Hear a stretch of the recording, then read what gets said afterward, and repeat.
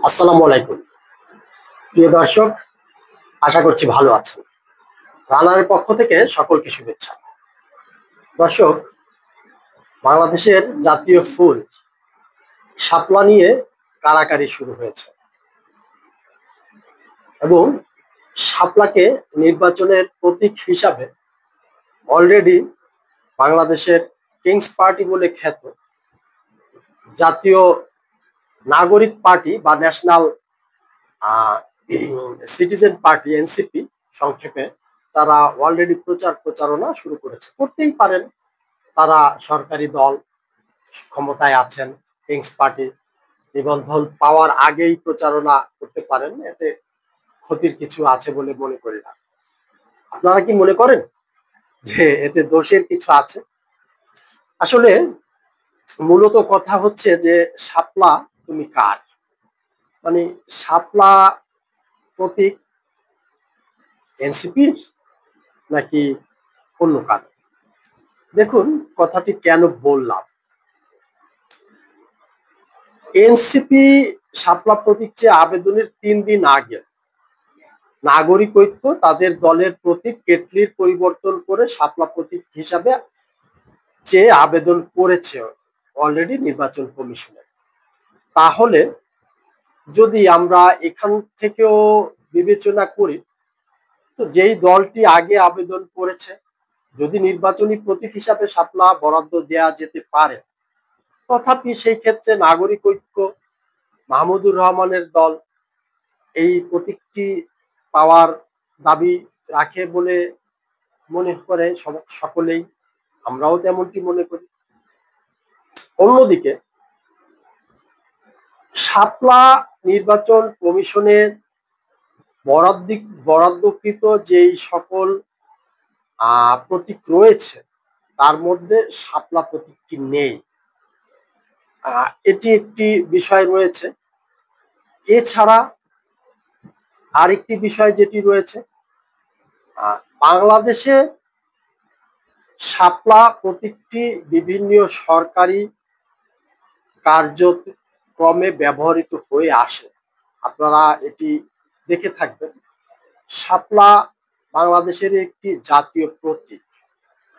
এই প্রতীক হওয়ার কারণে শাপলাটি যেমন দেখবেন রাষ্ট্রপতির পতাকায়, রাষ্ট্রপতি প্রধানমন্ত্রীর কোনো প্রোগ্রাম থাকলে সেই জায়গাতে থাকে, বাংলাদেশের সংবিধানের উপরে রয়েছে,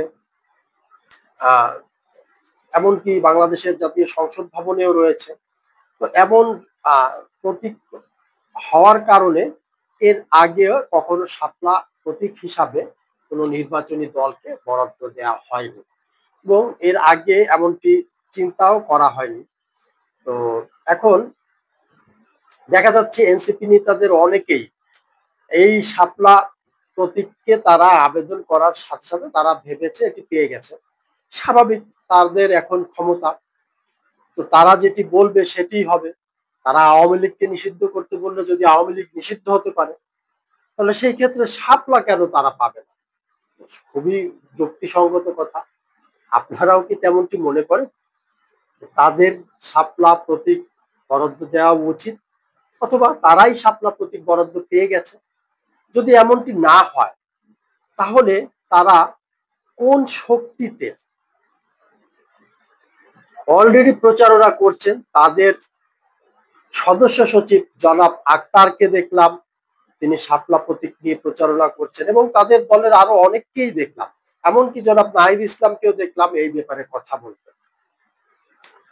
একটি প্রতীক আমার পছন্দ থাকতেই পারে, কিন্তু প্রতীকটি বরাদ্দ হওয়ার আগ পর্যন্ত আমি কি সেই প্রতীকটি পেয়ে গিয়েছি?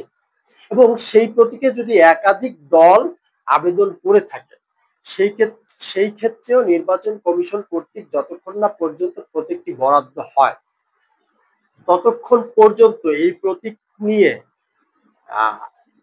আলোচনা করা যেতে পারে, প্রচারণা কি করা যেতে পারে বলে দর্শক আপনারা মনে করেন?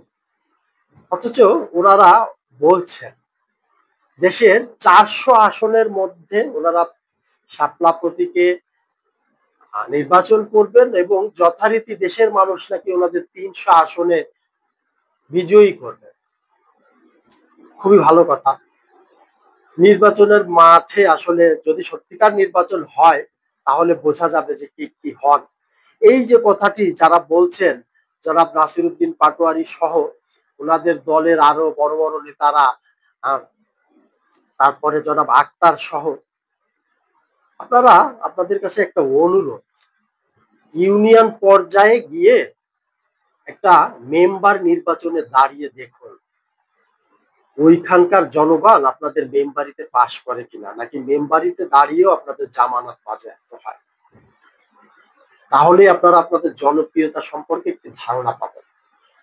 সরকারি পৃষ্ঠপোষকতায়, সরকার ক্ষমতায় থাকলে অনেক বড় বড় কথা বলা সহজ হয়, বলা যায়। বাস্তবতা এতটা সহজ না। ভোটের রাজনীতি আসলে অন্যরকম একটা বিষয়। ভোটের রাজনীতিতে আসুন, সত্যিকার ভোট হলে বুঝতে পারবেন ভোটের রাজনীতি কি। দর্শক, যদি অংশগ্রহণমূলক সুষ্ঠু নির্বাচন হয় এদেশে কখনো, আপনারা কি মনে করেন এই ছাত্রদের দিয়ে যে দলটি গঠন হয়েছে, জাতীয় নাগরিক পার্টি বা ন্যাশনাল সিটিজেন পার্টি, ওনারা দেশে একটি আসনও পাবে বলে আপনারা মনে করেন? রাজনৈতিক বিশ্লেষকগণ এমনকি মনে করেন না যে ওনাদের একটি আসন পাওয়ার মতো রাজনৈতিক প্রজ্ঞা, রাজনৈতিক মেধা অথবা জনপ্রিয়তা রয়েছে। রাজনীতিতে আসলে একদিনে এগুলো হয়ে ওঠে না। ওনারা রাতারীতি নেতা বনে গিয়েছেন, তো তাই ওনারা আসলে বুঝতে পারছেন না প্রকৃত অবস্থাটা কি আছে। যাই হোক, আবারও একই প্রশ্ন করছি, শাপলা তুমি কার? এনসিপি নাকি নাগরিক ঐক্য নাকি বাংলাদেশের? দর্শক, আপনারা কি মনে করেন বাংলাদেশের এই জাতীয় প্রতীকটিকে কোনো রাজনৈতিক দলের প্রতীক হিসাবে দেওয়া, বরাদ্দ দেওয়া আদৌ কি উচিত হবে বলে আপনারা মনে করেন? এই প্রশ্ন রেখে আজকের মতো এখানেই শেষ করছি। ভালো থাকবেন, সুস্থ থাকবেন। দেখা হবে ইনশাল্লাহ আবার আগামী পর্বে। আজকের মতো আল্লাহ হাফেজ।